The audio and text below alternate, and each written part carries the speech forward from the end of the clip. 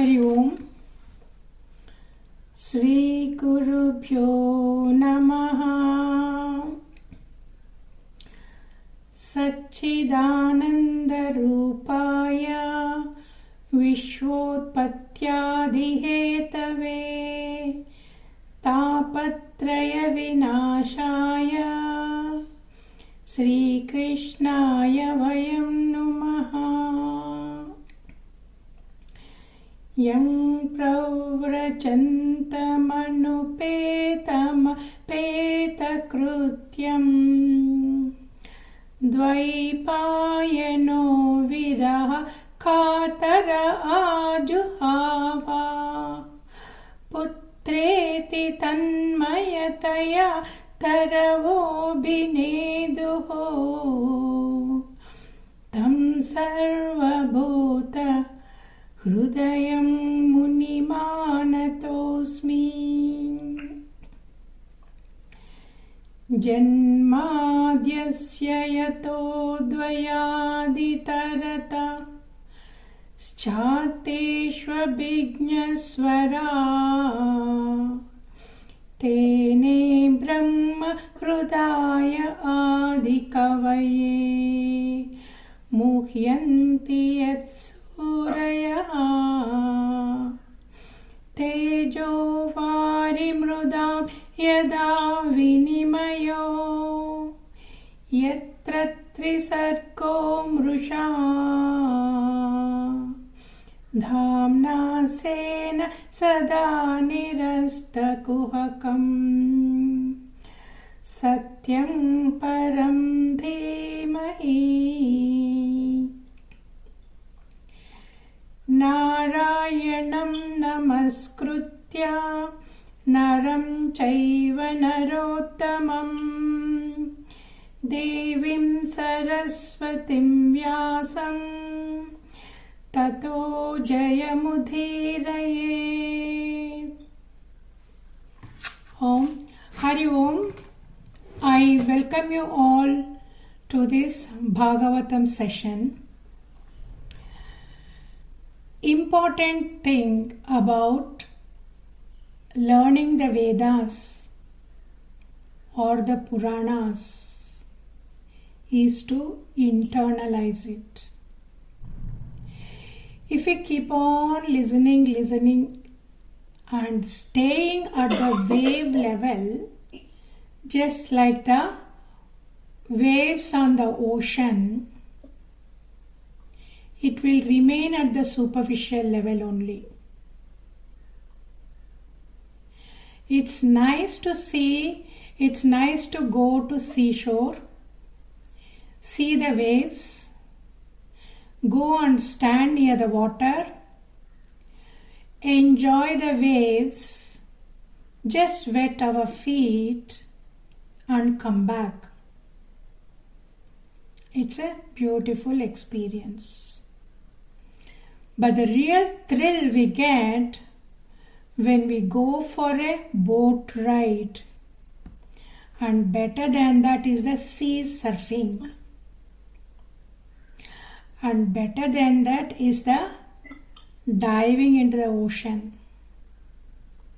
and better than that is to dive deep in, see the richness of the ocean bed, collect pearls, corals, and then come out to the surface.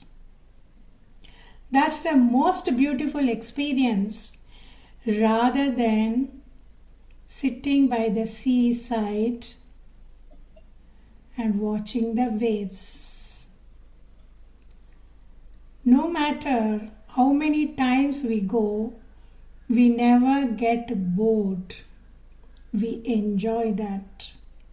But more than that, if we really want an internal thrill, we have to go deep into the ocean. So the same way, with this Bhagavatam, if you want to experience Sri Krishna in yourself And if you want to stay with Sri Krishna all the time, if you want to feel like a gopi, we have to go deep into ourselves. Now we will do a small meditation. All of you, please close your eyes and focus on the tip of the nose.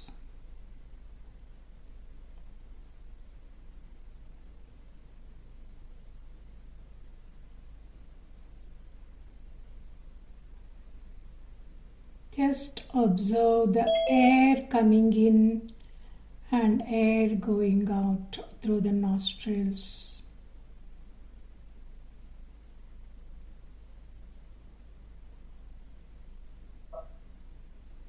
Let the focus be only on your breath. Just ignore the passing thoughts.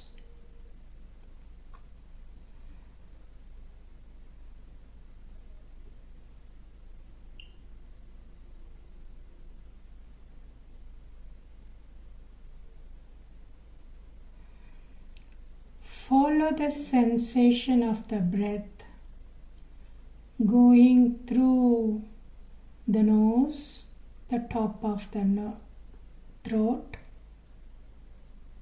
and the throat, and deep into your heart region. Just be focused in the center. The imaginary line drawn from the tip of the nose to the heart region. Become aware of the air going through the nostrils to the heart region. Just follow the track.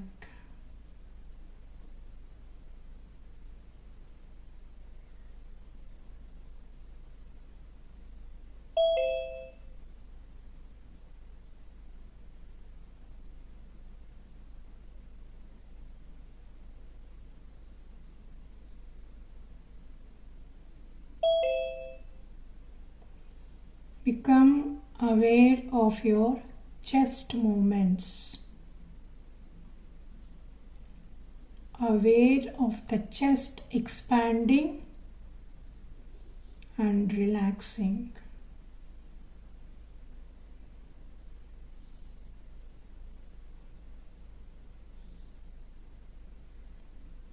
Let the whole body relax.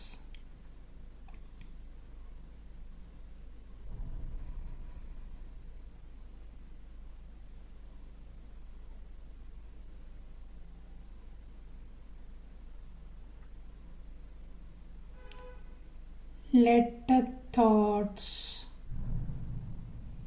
become less and less. They are all passing thoughts,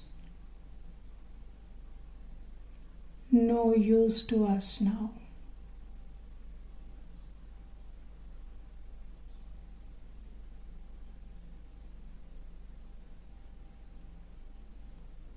Slow down your breath.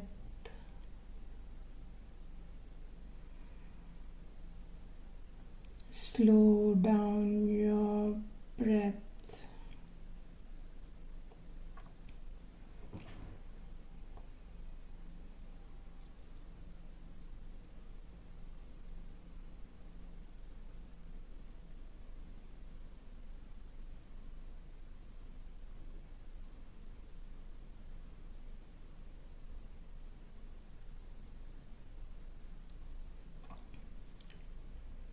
Satchidananda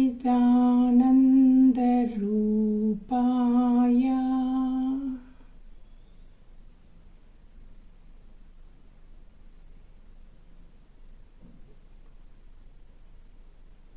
Sat the eternal truth.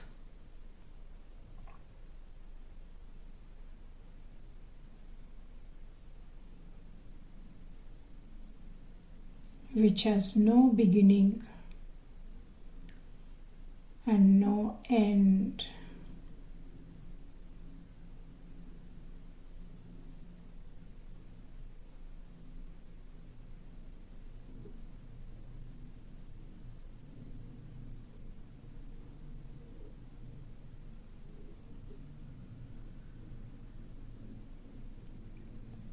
Chit,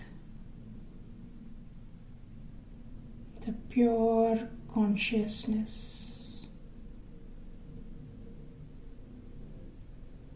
which is all pervasive,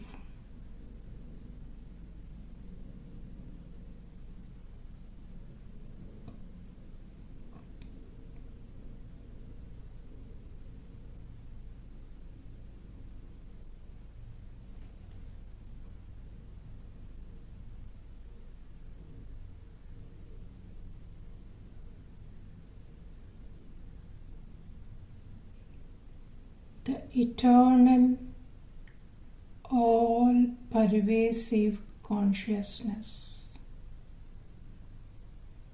Ananda, bliss.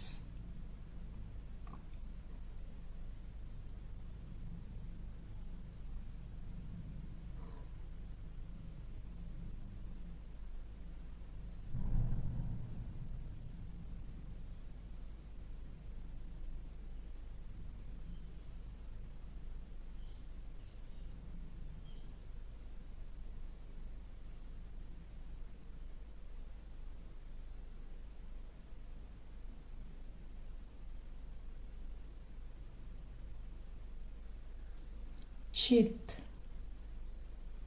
the pure consciousness, which is all pervasive,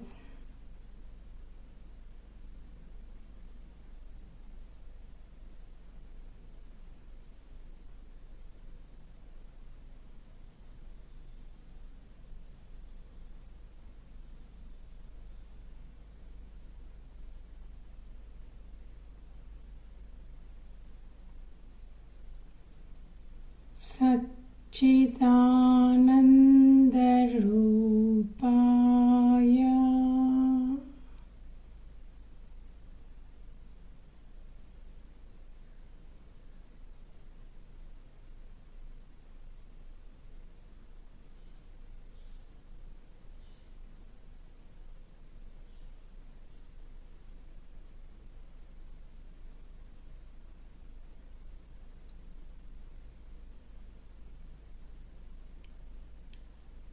Sat Chit Ananda.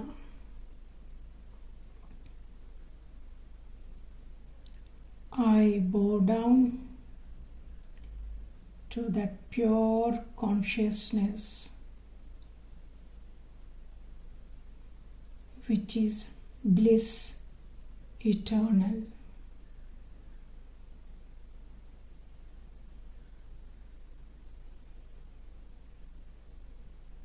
The truth behind this whole universe,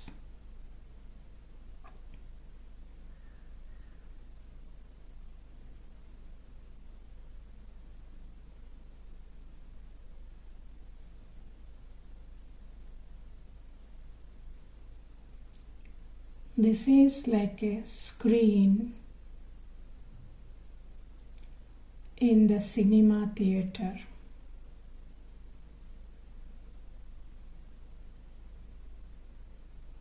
The stable, unchanging, unmoving base, which has no beginning and no end.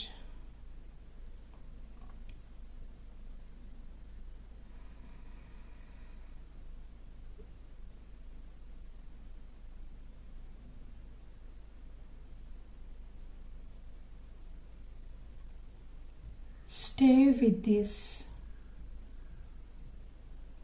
all-pervasive consciousness,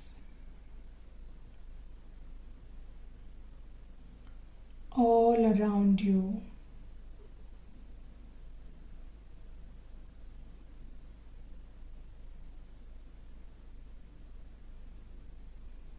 Which is infinite.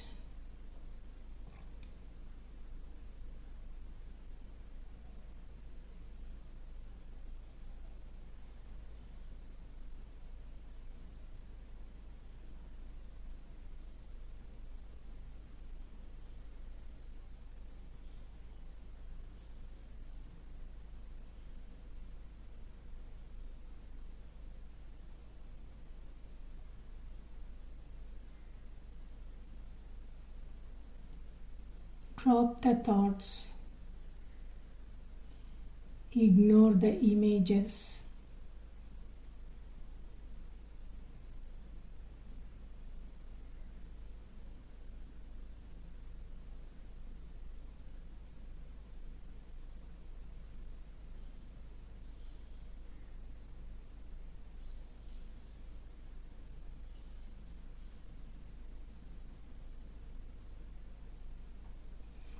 The thoughts and the images are Maya, the superimposition on that stable, unchanging, pure consciousness.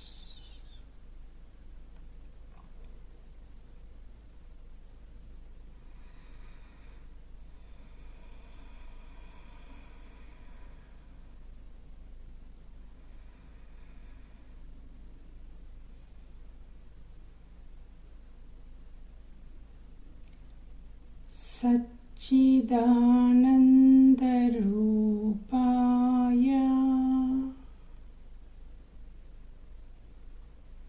Vishvopatyadi Hetave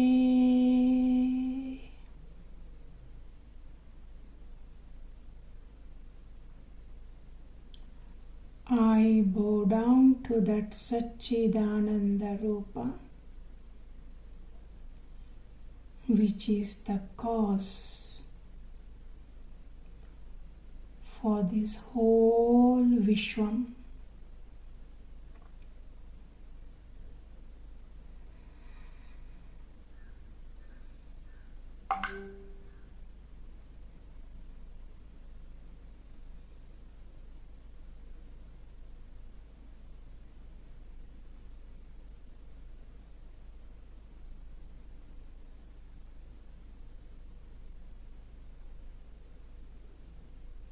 So much happens in the Vishwam. So much of activity in the universe.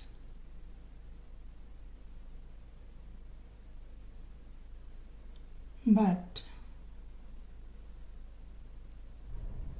nothing happens to the Satchit Ananda Rupam,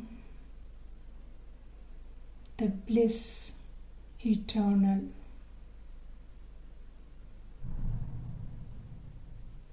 Just like a movie on the screen. This Vishwam is a long movie on the screen of that Satchidananda.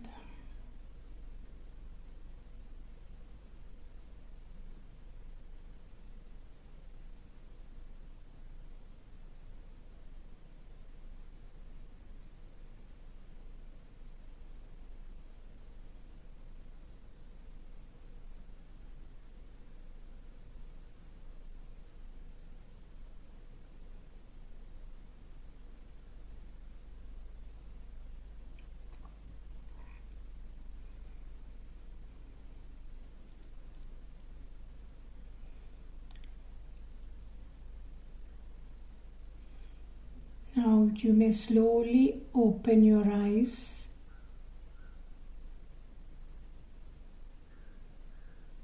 Become aware.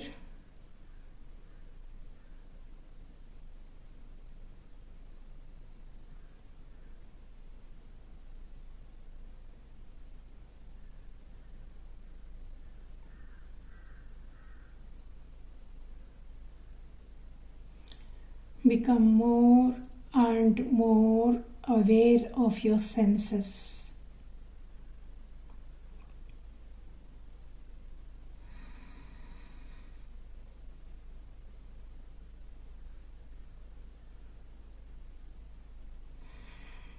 Become more and more aware of this equipment.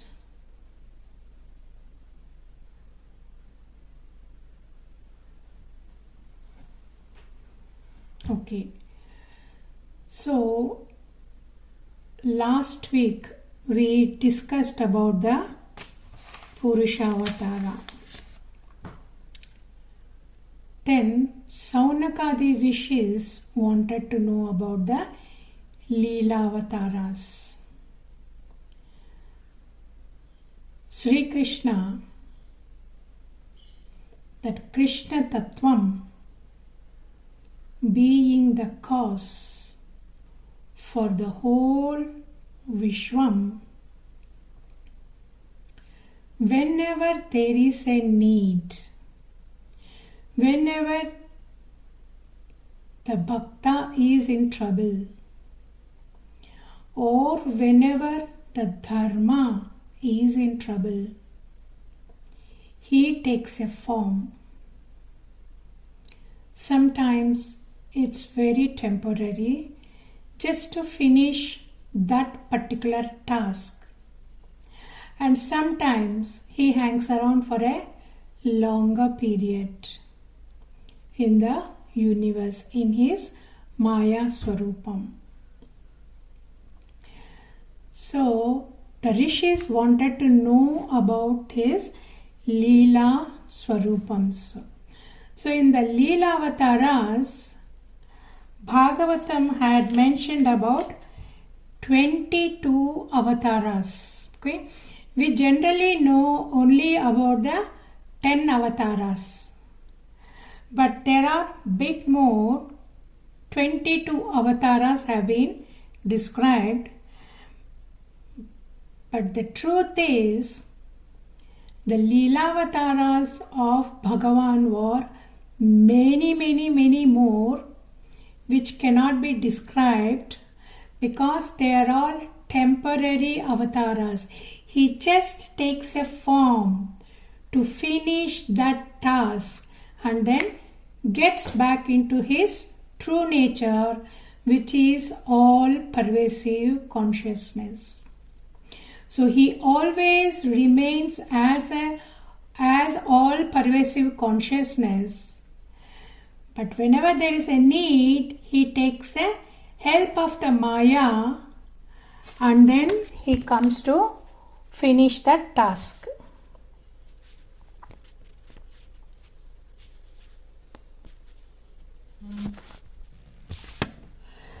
So one such one is in the beginning, the first one which is described was the Sanaka, Sananda, Sanatana and Sanat Kumara.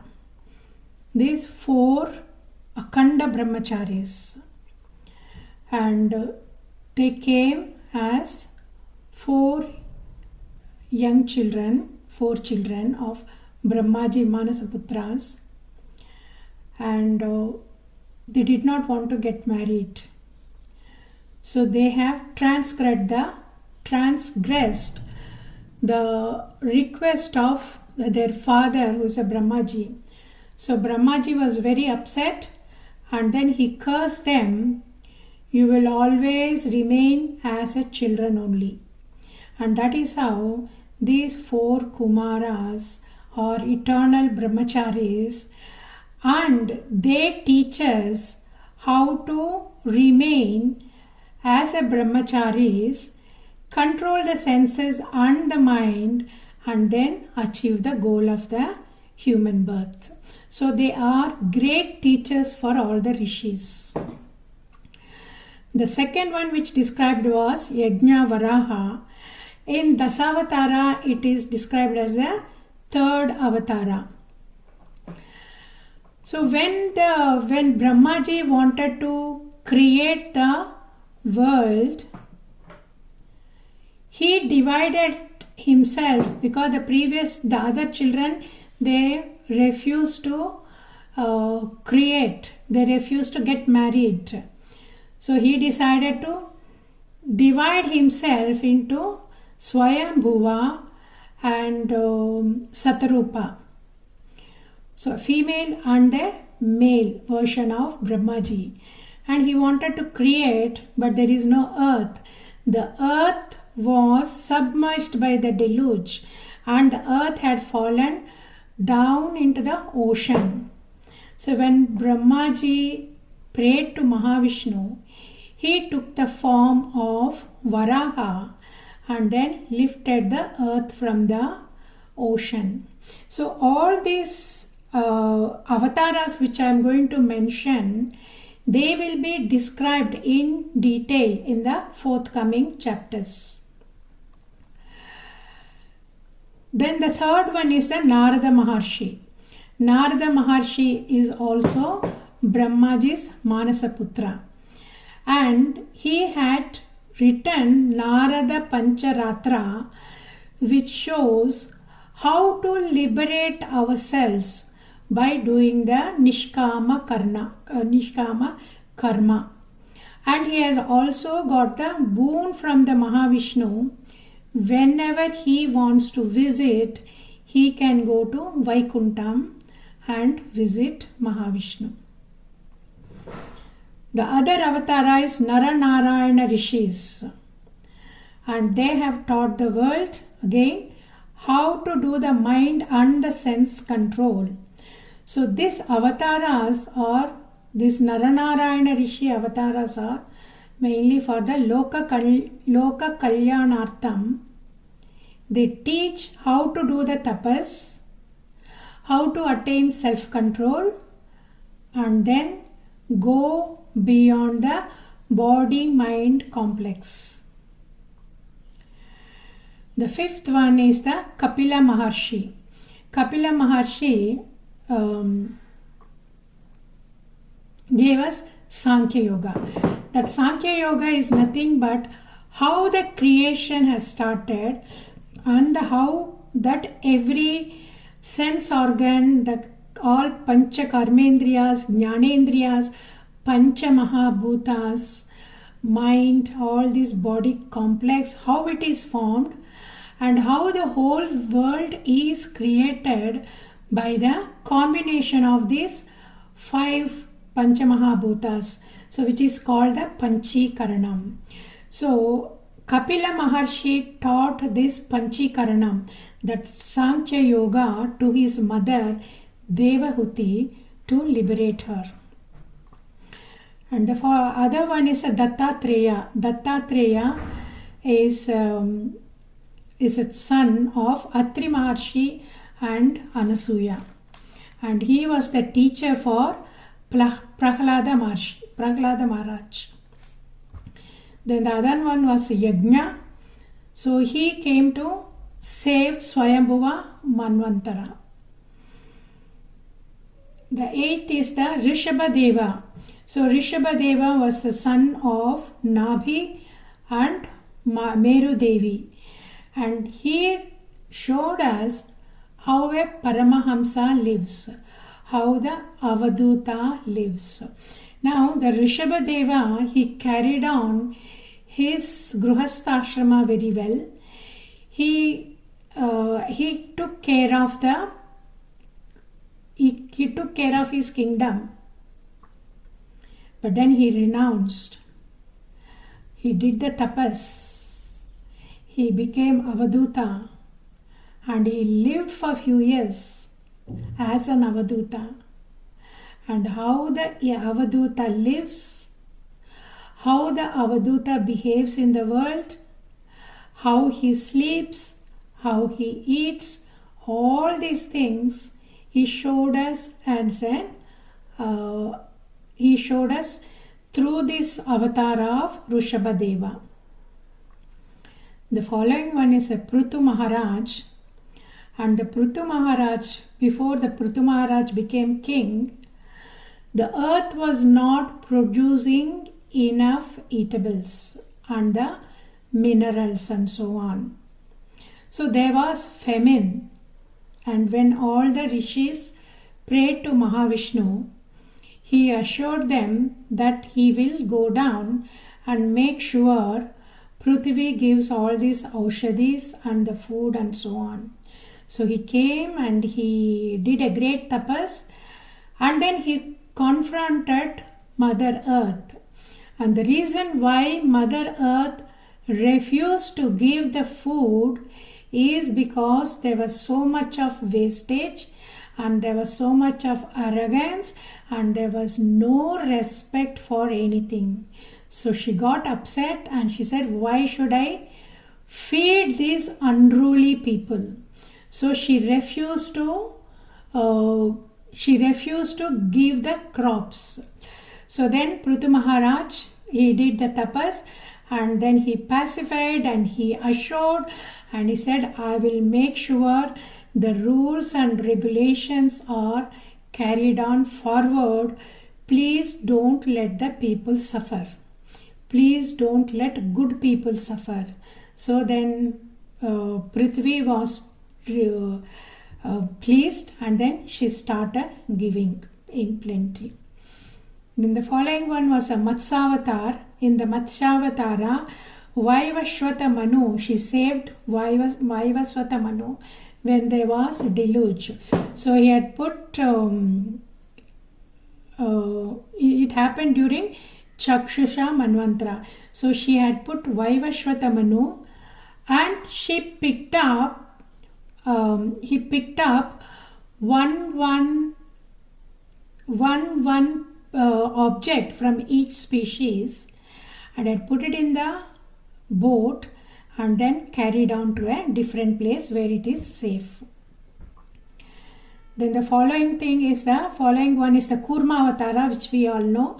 During Ksheerasagara Mardhanam, that Mandara mountain, because didn't have a proper support, it was falling down into the ocean. So Mahavishnu took a form of Kurma, tortoise, and he accepted that Mandara mountain to be mounted onto this shell, and then they could do the Ksheerasagara Manthanam. And when they did the Ksheerasagara Manthanam, Amrutam had come up, and Mahavishnu again took the form of Dhanvantari, and he brought the pot of Amrutam up. Then the Devatas and Rakshasas needs to be distributed this Amrutam. Rakshasas already were creating immense problems. Imagine if they also have Amrutam, what will happen? There will be never-ending problems. So Mahavishnu took the form of a most beautiful woman, the Mohini, and she deluded them, and she gave all the Amrutam to Devatas only. Then the other one is a Narasimhavataram, and he came to rescue his favorite devotee Prahlad Maharaj when Hiranyakashipu was troubling him, and when he was about to kill him, Mahavishnu took the form of Narasimha.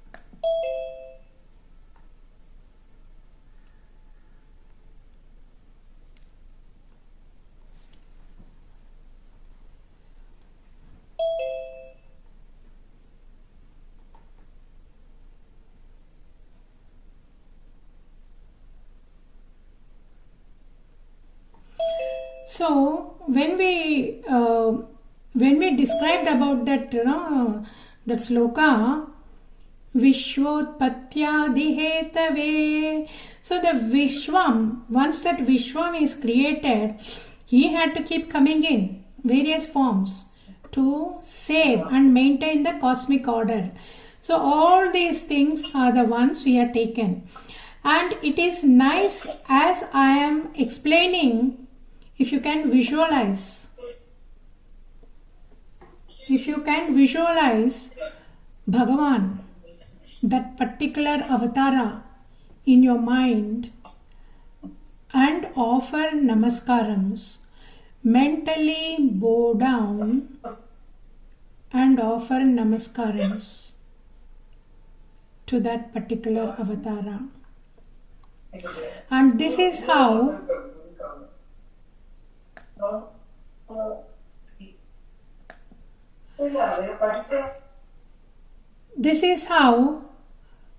all that impressions which we have collected over crores and crores of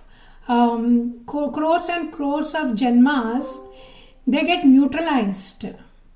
Okay, so that is why visualization is extremely important while listening to the discourse, because you are listening through your ears and your mind's eye is visualizing, and this impression will last longer, and as it gets longer and longer, that impressions of the past will get diluted, and in the end, with practice, our mind will be full of these only. Because right now, it is extremely difficult to remain at that Satchidananda Swarupam. It's not possible. That awareness has to be there, because I am the consciousness. No matter what happens in this universe, nothing is going to happen to me. That knowledge will be there and it has to be there. But while we are dealing with the Vyavahara, our mind loses our control. And all these Ragadveshas comes to the surface. And then we end up in reacting. So this reaction's got to come down. And this happens only when we keep reminding ourselves about the Satchidananda Rupam, which is the base for this body-mind complex. Without that Satchidananda Rupam, this body-mind complex cannot stay. It has no place. This is just a superimposition on the whole universe, which is supported by the pure consciousness. And all these avatars are also superimpositions. They are temporary. And there is a reason why Bhagavan had to do that. And the same thing for us also. There is a reason why we are here in this particular body. Why we are going through these experiences of happiness and sadness. And it is very temporary. When we are going through hardships, it looks so long. But the truth is, it is temporary. In the time scale of the universe, it is temporary. So after Narasimha Avatara, Vamana Avatara. This Vamana Avatara is a beautiful avatara to visualize. So the Vamana Mahavishnu took this Vamana Avatara and he came as a small boy and then went to Bali Maharaj to ask for alms. So he just wanted only 3 feet, right? So when he gave the first boon, he said, okay, so then he said, okay, I will take it. And then he increased in size to such an extent, just with 1 foot, the whole of earth is covered. And this is a beautiful picture to visualize. So visualize Vamana Avataram increasing in size and then occupying the whole of the earth. Then for the second one, he lifts his leg up and it goes on going higher and higher and higher till his big toe pierces the covering of the Akasha. And what is on the other side of the Akasha? The causal waters, Akasha Ganga.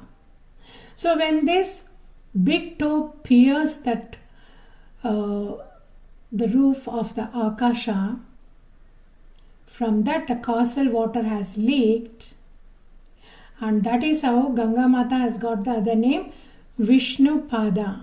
So that water did Abhishekam for Mahavishnu's foot, and then it came down to the Himalayas, and then Lord Shiva and Bhagirath and so on. But that particular vision of Mahavishnu's foot, the big toe piercing the Akasha, and from there Akasha Ganga flowing down, again is a beautiful visual. And that itself purifies our mind. The more and more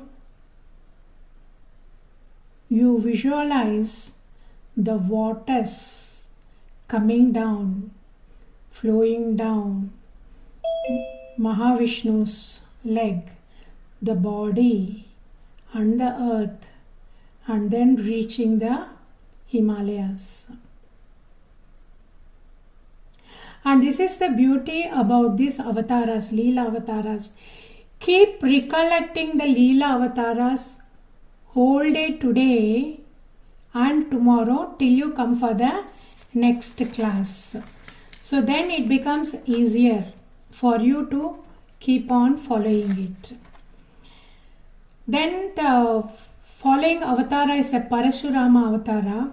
In that Parashurama, so he is also called the Rama avatara with the axe. Okay.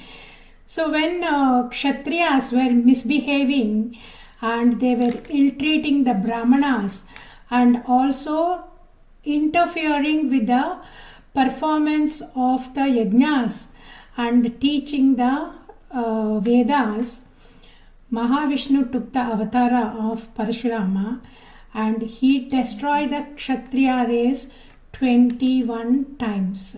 So it is an angry avatara to safeguard the Brahmanas and the Vedas. So the Vedas are the word form of Bhagavan.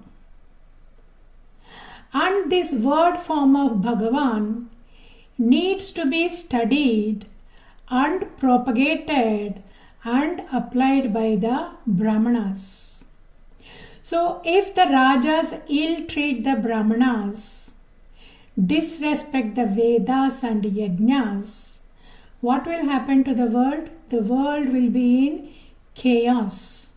So that is why Bhagavan became very angry. It is actually like trying to destroy the Bhagavan himself. So that's the kind of atrocities the Kshatriyas were performing, and that is why Bhagavan came in the form of a Parashurama.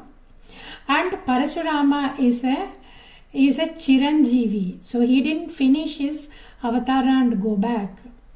He is around, he is still here, and then he is staying to help Kalki avatara.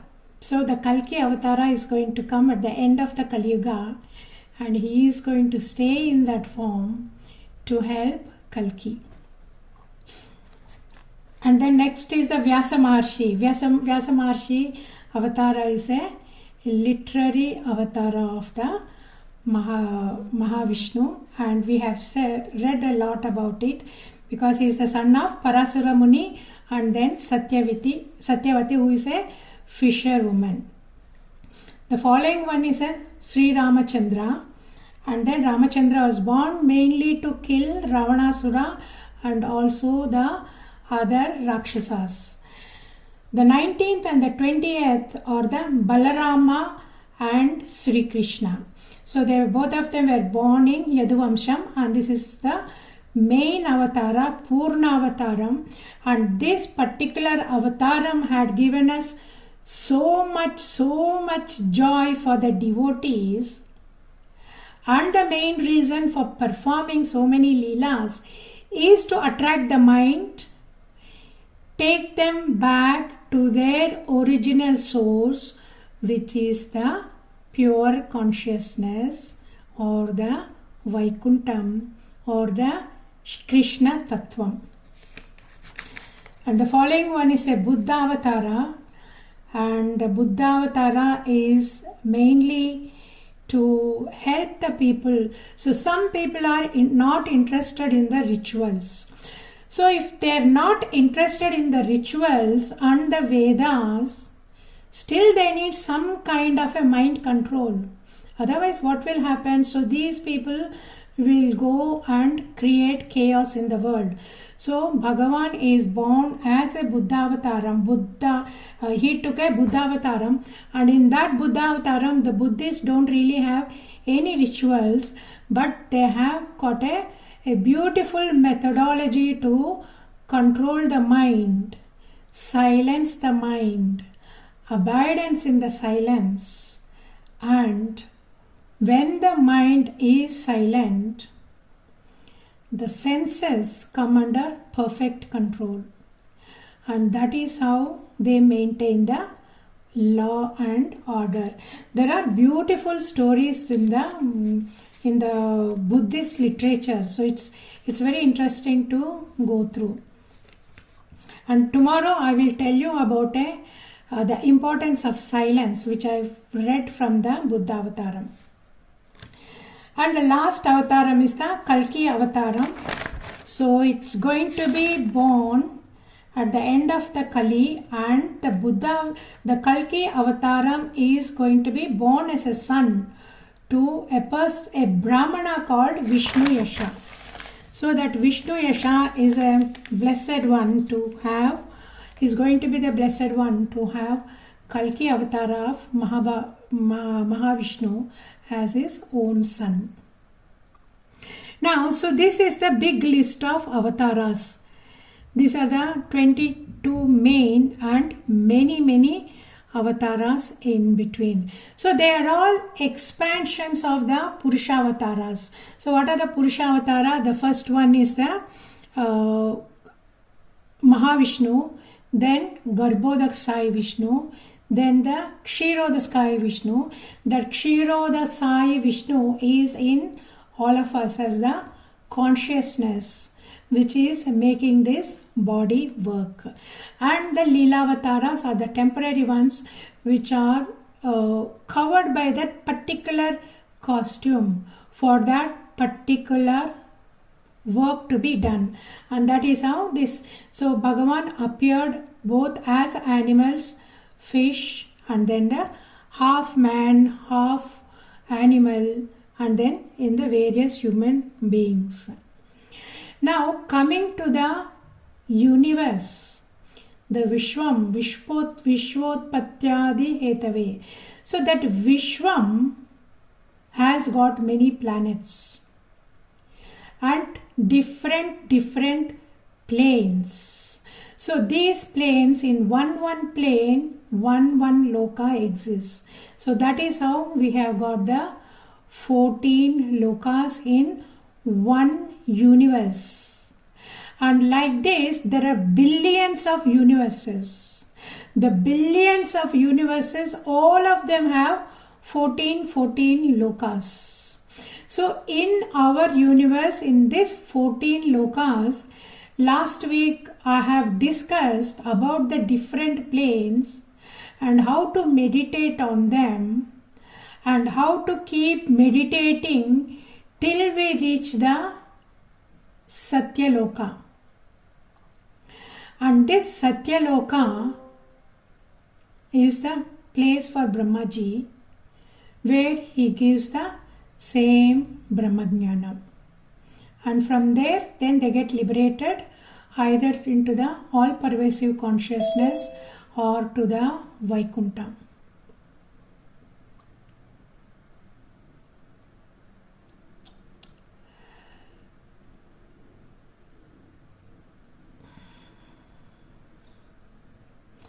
See, this is a beautiful meditation. When you see, when I was talking about these 7 upper lokas, 6 upper lokas, when I was discussing about it till the Satyaloka, my mind just expanded.